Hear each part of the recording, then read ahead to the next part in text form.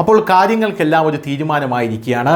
ഇനി ഒരു 10 കൊല്ലത്തേക്കെങ്കിലും, അതായത് ഇനി ഒരു 2 ടേമും കൂടെ നരേന്ദ്രമോദി തന്നെയായിരിക്കും ഭരിക്കുന്നത്. ആരും ആ പ്രധാനമന്ത്രി കുപ്പായം തയ്ക്കണ്ട എന്നാണ് ഇപ്പോൾ നമ്മുടെ രാജ്യത്തിൻ്റെ പ്രതിരോധ മന്ത്രിയായിട്ടുള്ള രാജ്നാഥ് സിംഗ് പറഞ്ഞിരിക്കുന്നത്.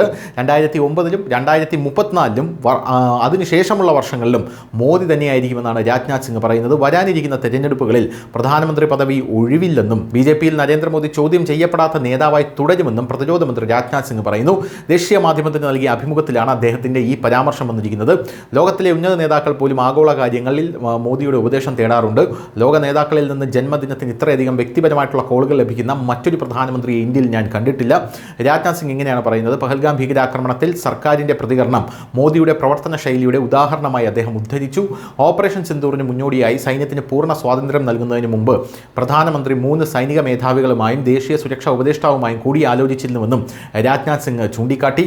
2013-ൽ മോദിയെ പ്രചാരണ കൺവീനറായും പിന്നീട് പാർലമെന്ററി ബോർഡിൻ്റെ പിന്തുണയോടെ പ്രധാനമന്ത്രി സ്ഥാനാർത്ഥിയായി BJP പ്രഖ്യാപിച്ചത് എങ്ങനെയാണെന്ന് രാജ്നാഥ് സിംഗ് ഈ അവസരത്തിൽ ഓർത്തെടുക്കുകയാണ്. കാരണം അന്ന് രാജ്നാഥ് സിംഗും ഉണ്ടായിരുന്നു നരേന്ദ്രമോദിയുടെ കൈപിടിച്ച് മോദിയെ പ്രധാനമന്ത്രി സ്ഥാനത്തേക്ക് കൊണ്ടുവരാൻ. അന്നത്തെ രാജ്യത്തിൻ്റെ സാഹചര്യങ്ങൾ മോദിയുടെ നേതൃത്വം ആവശ്യപ്പെടുകയായിരുന്നുവെന്നും അദ്ദേഹം പറഞ്ഞു. 2014-ലെ പ്രചാരണവേളയിൽ ഞങ്ങൾ പലപ്പോഴും ഒരുമിച്ച് യാത്ര ചെയ്തു. മോദിക്ക് പൂർണ്ണ ഭൂരിപക്ഷം ലഭിക്കുമെന്ന് ഞാൻ പറയാറുണ്ടായിരുന്നു. പക്ഷേ അദ്ദേഹത്തിന് അതത്ര ഉറപ്പില്ലായിരുന്നു. പ്രധാനമന്ത്രി സ്ഥാനത്തേക്ക് അടുത്തൊന്നും ഒരു ഒഴിവുമില്ല.